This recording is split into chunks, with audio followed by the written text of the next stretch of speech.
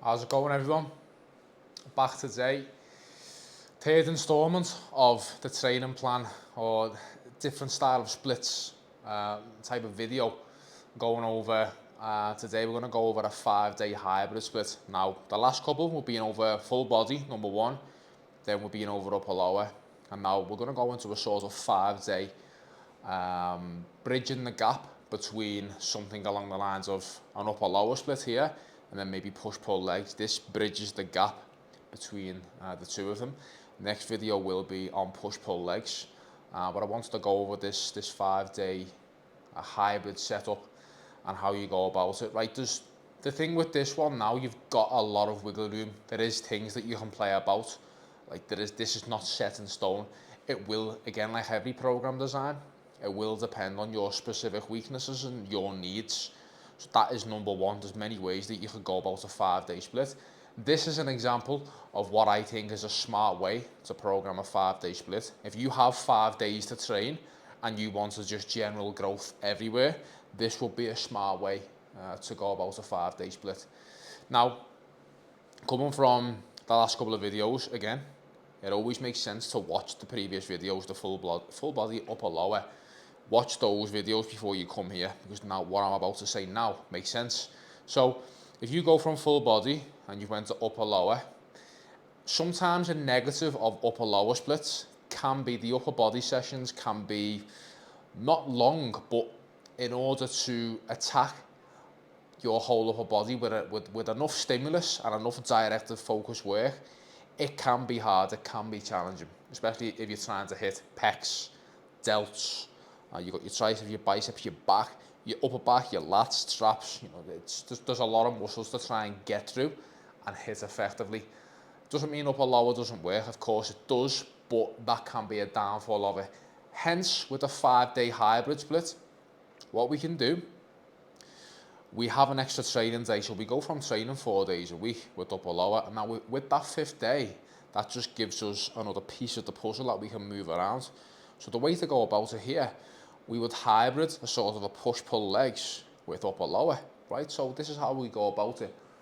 So just a general overview, you're gonna have your first 3 days of the week, day 1, day 2, day 3, you're gonna have legs, push, pull, sandwiched with a rest day in between, which would be on Thursday, and then legs number 2, Friday, and then an upper body session on Saturday.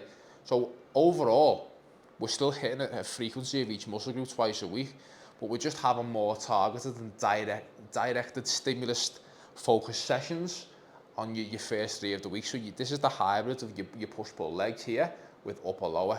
You see how it works, but you're still getting a solid frequency of hitting each muscle group twice a week. Now, very similar to upper lower, you have to be careful with your volume parameters here, because you've got to go through stimulus recovery adaptation again. If you bully yourself with too much volume on here, you're going to struggle to come in and progress lifts on here as well. So yes, we can have a little bit more directed and focused work here, but it doesn't mean we go to absolute town and just shit the bed in terms of volume and start blasting our chest with 8 sets here.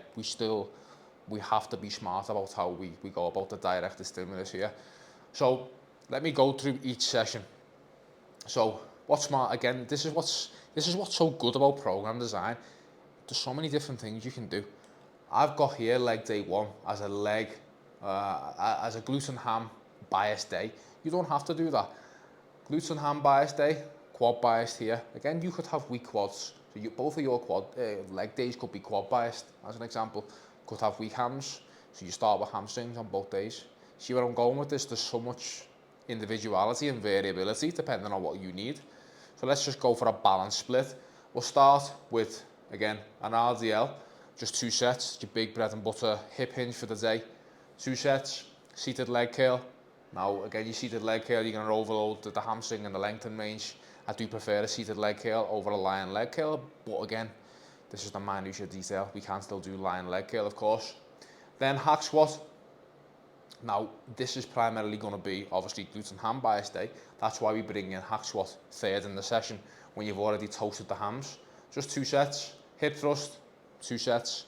Can be any sort of barbell hip thrust, machine hip thrust, Smith machine hip thrust, whatever suits you. Single leg extension. Again, we're just trying to really finish off the quads here, overloading that short range at the top, and then toe press for calves. So 2, 4, 6, 8, 10, 12 sets. Job done, and then 3 or 4 days later, we're back in for leg day 2, which will be more quad biased, which I'll get into in a minute. Push.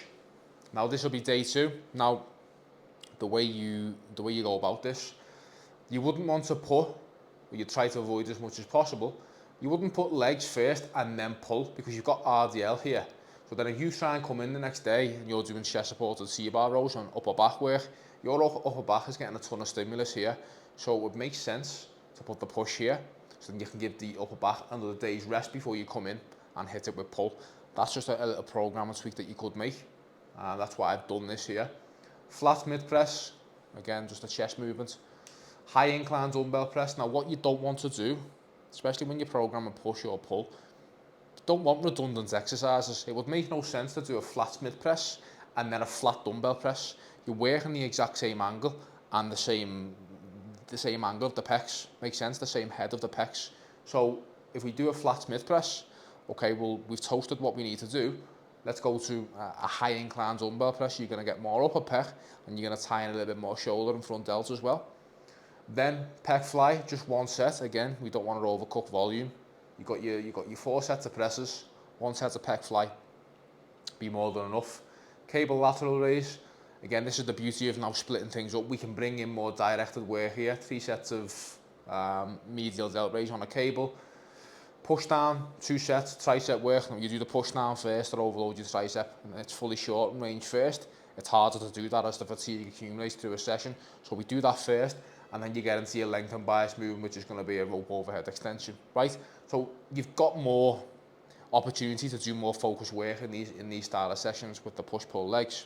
You wouldn't be able to do 2 sets of tricep work on the upper day because you just don't have the room for it, but we can make up for it here. And then again, finish off with ab crunch. So that's your push day. And then don't forget, you're back 3 or 4 days later, and you're going to be hitting push again in some sort of stimulus with your upper day, right? Pull, way to pull up, again, your lat bias movement, chest supported T-bar row, again, that's your upper back bias movements, your close cable row, again, that's another lat bias movement, but in a different plane of motion. Again, these are not redundant exercises, these are all going to challenge the back in a slightly different way. Your rear delt fly, again, just 1 set. Single arm dumbbell preacher, again, you're going to challenge that bicep in the shortened range first before you go into a length and bias movement, which is like a face away cable curl, right? So again, just a standard pull session, no redundant exercises. We're getting the job done. So then you have Thursday will be your day's rest. You want to recover from these 3 days. Bang, back in day 4 on Friday with a quad bias session. So when I say quad biased, you're still going to do some hamstring and glutes are still going to be in there, but you bias something by doing really. You do that thing first when you're fresh, right? So you'll do a Smith squat, 2 sets, leg press, 2 sets. Then you got a lion hamstring curl, that's just 2 sets. Again, that's your little bit of hamstring stimulus for the day. Your Smith Bulgarian split squat, you're going to tie in a little bit of quad and glute, depending on how much hip flexion you go into or knee flexion. Depends what you're after. Toe press, 2 sets, cable crunch, 2 sets. So you see how this works. And then again, you go 3 or 4 days back in, but later you're back in for day 1 again, the following week. So we're going through these cycles of stimulus, recovery, adaptation, which I always talk about from the last videos. Your day 5 upper, now this is a combination of your push and pull. So your volume per muscle group here is going to be a little bit lower because it's not a directed push-pull session, it's an upper. But we're still going to get a nice little bit of stimulus and use and leverage strain and frequency again to our advantage. So here's a curveball again. Another beauty of training programming and how individuality comes into it. You probably didn't expect me to start the upper session with back, close grip pull down, wide grip cable row. If you've got a weak back, you don't always have to start your upper session with a chest press or a shoulder press. It doesn't always have to be that. You will tend to find that in a lot of programs because that's just the status quo, that's what people do. But if you've got a weak back, if you've got weak lats as an example, well, okay, on the upper session, you prioritize your back first and then you go onto your presses. There's many ways you can do it, depends on your needs and your physique.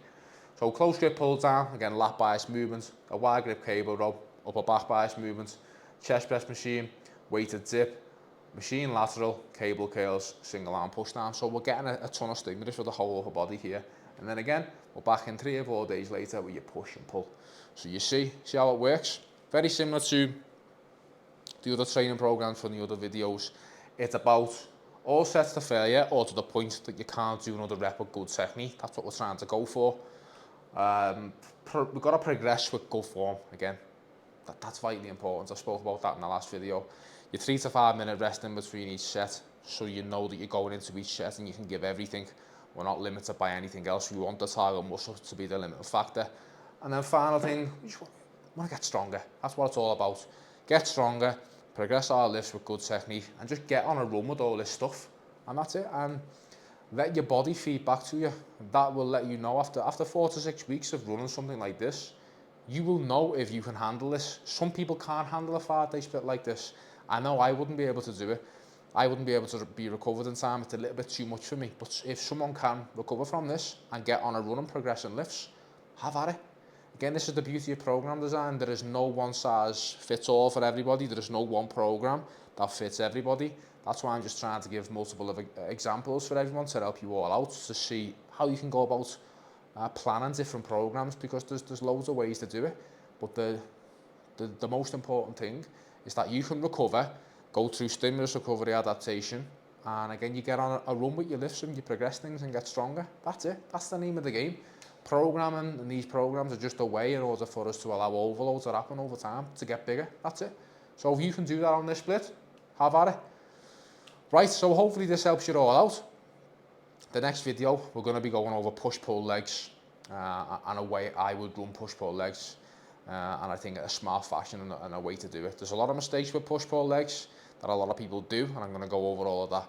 So keep an eye out for that in the next video coming next week. All right, so again, as always, I've been appreciating the comments and the support I've been getting on these videos lately. So just drop me a comment down below. If you have any questions on this, I'm always happy to help in the comment section. So, don't be shy. Drop some comments down below. Give the video a thumbs up. Share it, whatever you've got. Just communicate with me and I'll help you out in the comment section. All right. But yeah, look forward to the next one, push-pull legs. Have a good one. Speak to you all soon.